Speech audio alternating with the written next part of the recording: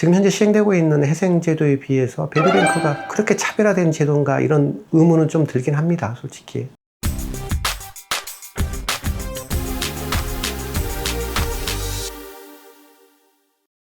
안녕하세요. 김상선 변호사입니다.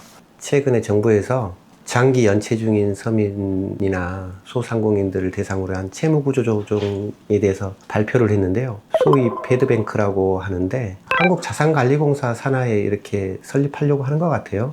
아직은 계획인 것 같고 구체적인 안은 아직 안 나온 걸로 알고 있거든요. 저도 이렇게 좀 검색해보면 좀 내용들이 조금씩 차이가 있긴 하더라고요. 또 이제 제가 파악한 바에 따라 배드뱅크를 좀 설명드리고 개인회생 파산 제도랑 좀 비교해서 좀 설명드리도록 하겠습니다.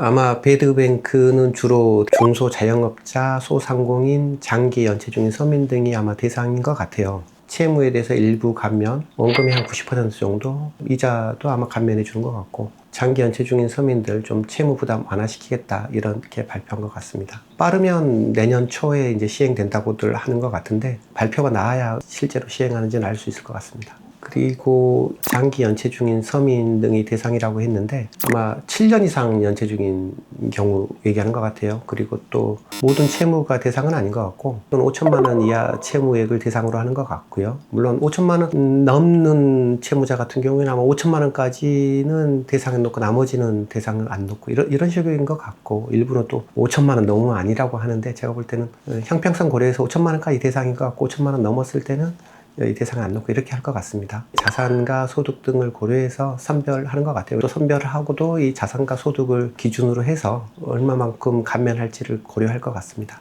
다만 정부에서 이건 이제 아마 이 부실 채권들을 산 다음에 한국자산관리공사 산하 배드뱅크에서 결국은 또 정부의 한정된 예산으로 하기 때문에 예산을 어떻게 확보하고 그 금액을 얼마로 하고 그에 따라서 구체적인 안은 결정될 것 같습니다.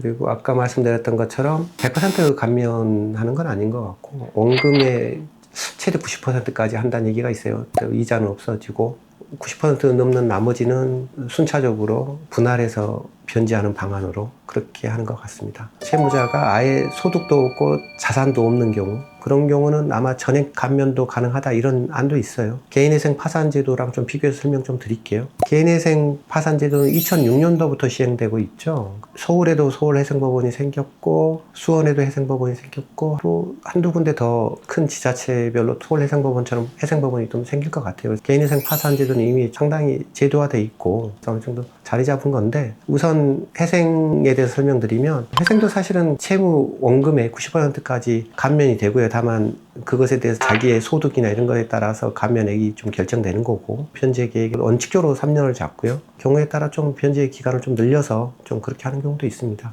배드뱅크에서도 소득이나 자산이 없는 때는 채무액을 전부 면제된다고 말씀드렸죠. 개인 파산도 비슷해요. 사실은 소득도 없고 자산도 없고 그리고 앞으로도 좀 소득을 낼 가능성이 좀 없다. 실제로 회생제도가 좀 어렵다. 그러면은 사실 파산제도로 가는 거죠. 자산 없으면 100% 면제되는 거죠. 이렇게 봤을 때 사실은 지금 구체적인 안이 나와야 되는데 지금 현재 시행되고 있는 회생제도에 비해서 배드뱅크가 그렇게 차별화된 제도인가 이런 의문은 좀 들긴 합니다. 솔직히. 그래서 배드뱅크 나오면 하겠다 이렇게 하는 게 과연 현명한 선택인가 이런 의문은 들긴 합니다. 아까도 말씀드렸던 것처럼 전체적으로 요건도 비슷하고 굳이 그렇게 배드뱅크가 시행될 때를 기다리면서 그렇게 할 필요가 있나 싶습니다. 개인회생 신청하신 분들 가장 염려하는 회생 신청 이력 같은 거 이런 게 좀 문제가 된다 싶어서 그러셨는지 이거 앞으로 일정한 요건 그러니까 1년간 성실하게 납부했다 이런 게 보이면 이런 이력을 삭제하는 거를 안을 올렸더라고요. 만약에 그렇게 되면